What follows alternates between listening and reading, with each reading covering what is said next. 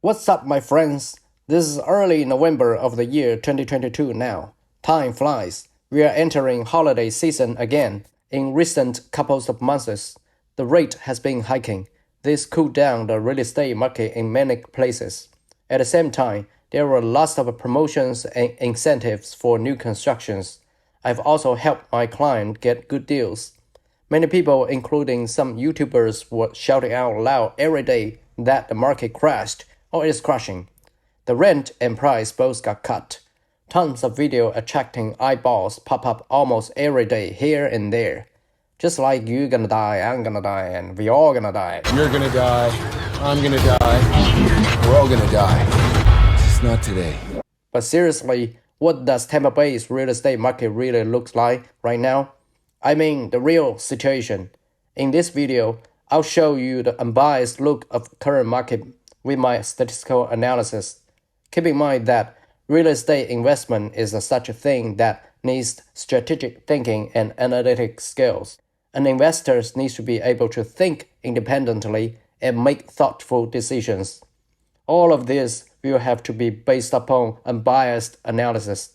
So, this video will not only show you the unbiased look of Tampa Bay market, but also will tell you what kind of analysis is unbiased and otherwise is biased. The unbiased approaches will help people make correct decisions, while the biased ones will lead to higher risk. So please watch the video till the end.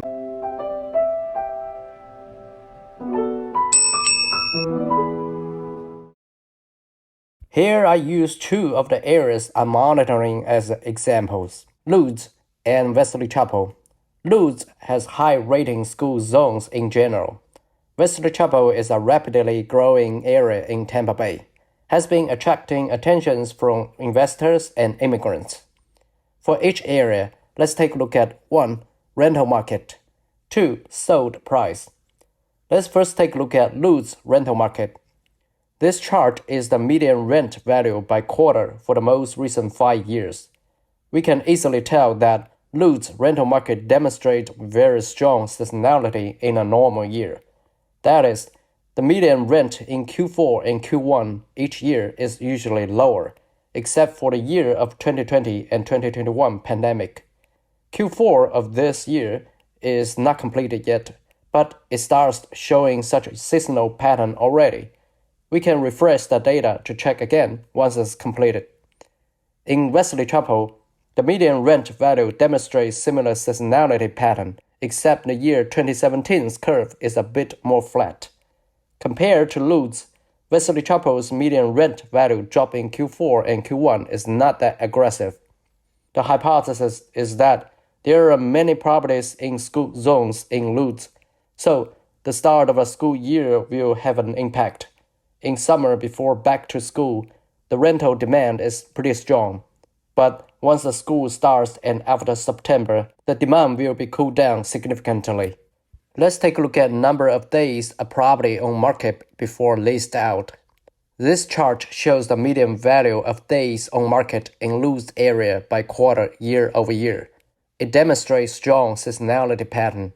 The properties rented in Q4 and Q1 normally were listed for more days, except for Q4 of 2020. So we can tell that it normally takes more time for property list around the holiday season to be rented out. And also notice that the year 2017, 18, and 19's Q4 show more days than this year's Q4.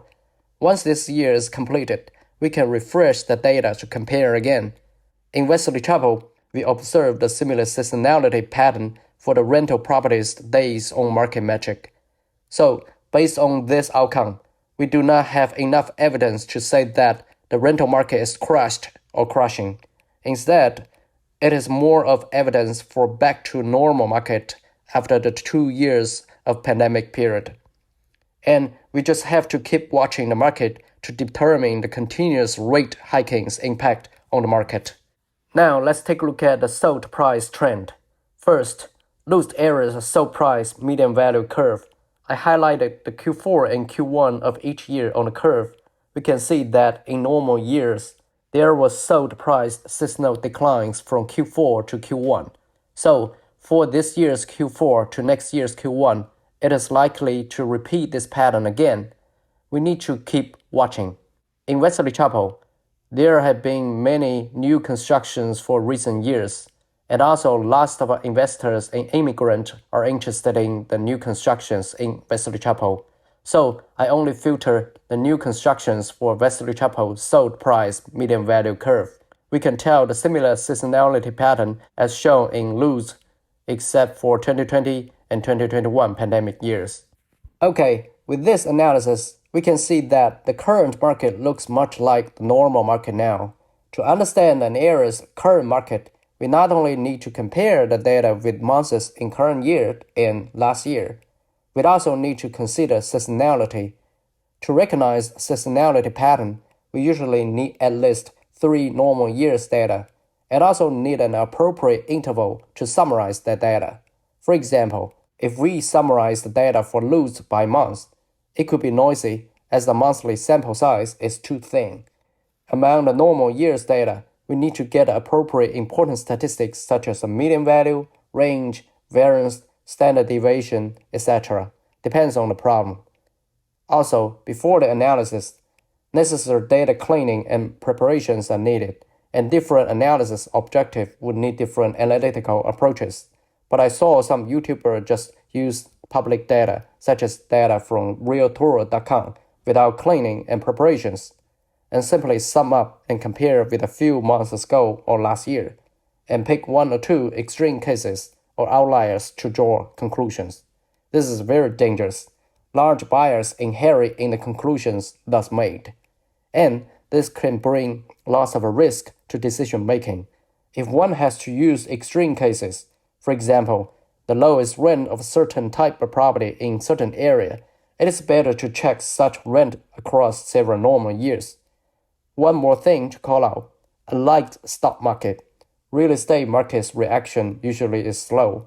So comparing sales and inventory data every day and drawing conclusions is just garbage in and garbage out. And it is just simply chasing noise. This will increase the risk for decision making. We need to give the market enough performance window to get meaningful outcome. Alright, all of this conclude my market analysis in this video. How do you interpret this data and charts? Welcome to comment below this video. If you like my video, please don't forget to give a thumbs up and share it. And subscribe to my channel. See you next time. Bye.